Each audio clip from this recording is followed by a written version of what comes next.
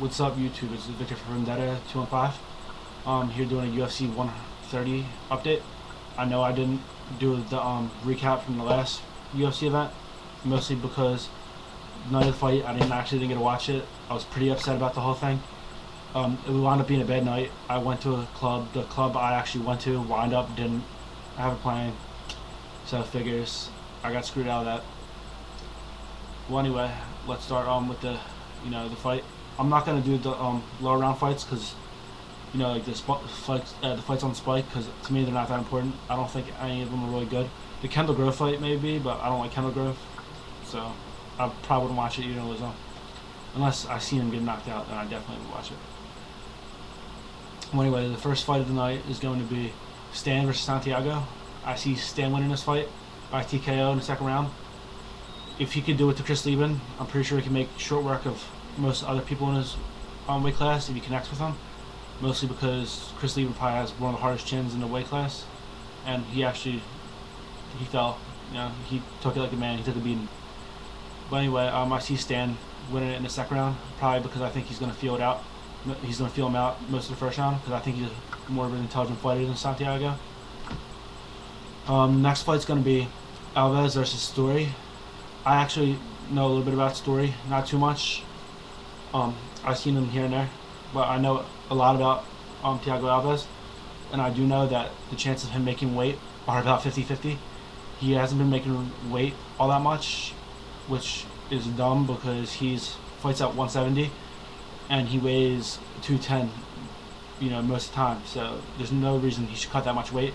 I think the UFC should make him mandatory go up into middleweight, just because I think that's his natural weight class. There's no way he should cut that much weight. It's just not healthy, but he's been doing it.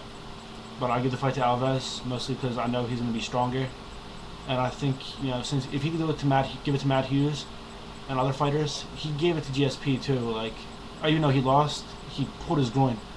That's it was a good fight. He hung in there the whole 5 rounds, and it's not like it was a boring fight. Well, anyway, the fight after that is going to be Struve versus Brown. I see Struve winning this fight. He's still young, really athletic, tall.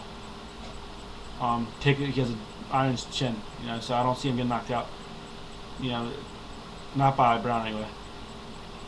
So I see Struve winning that fight in decision, mostly because his fights are, he grinds them out, and I like that. So they're kind of fights I like to watch. The co-main event of the evening is going to be Roy Nelson versus Frank Mir. I'm going to say it right now, I don't really have much interest in either one of them. Like, I think they're both, good athletes. They have to be to do this sport. But I just don't like either of them as a person, really. They're just both kind of annoying to me. But I give the fight to Frank Mir. I think he's going to just beat him up, to be honest with you.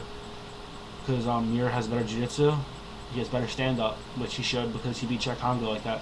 And Chuck Hongo is a world-class kickboxer, and he's also really lanky, and the fact that he could do that to someone his posture is ridiculous, especially when he had that credentials. And Roy Nelson, he has been kind of on a good streak, like he's been winning fights and all that, but I still don't think he's ready for Frank Mir.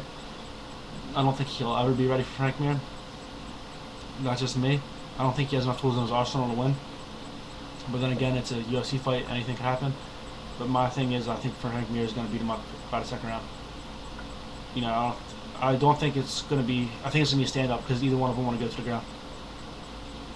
And actually, let me go back to that. I think it would go to the ground because I think Frank Mir is that rude and cocky that he would try to do it just to be a smartass. But anyway, to the main event of the evening, it's Matt Hamill versus Rampage Jackson.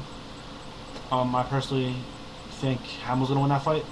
He's been doing really good. He looks like a complete different fighter. He gets better every time you see him. I don't expect anything less from a win from him, Saturday. And Rampage Jackson, he's only had 2 fights for a while, and both of those fights weren't very interesting. I think he could have beat Rashad Evans if he committed more, and he didn't. He rocked him, I believe it was twice, and he didn't take advantage of it. And when he fought against Machida, even though he won a fight, I'm pretty sure if you watched it, you wouldn't agree that he won that fight. It was really sloppy, and I think he's trying to become a fighter that he's not. I think he needs to go back to the way he usually fights because it just fits with him. You know what I mean? And I think he needs to practice more on his new style and training and not bring it to the octagon quite yet.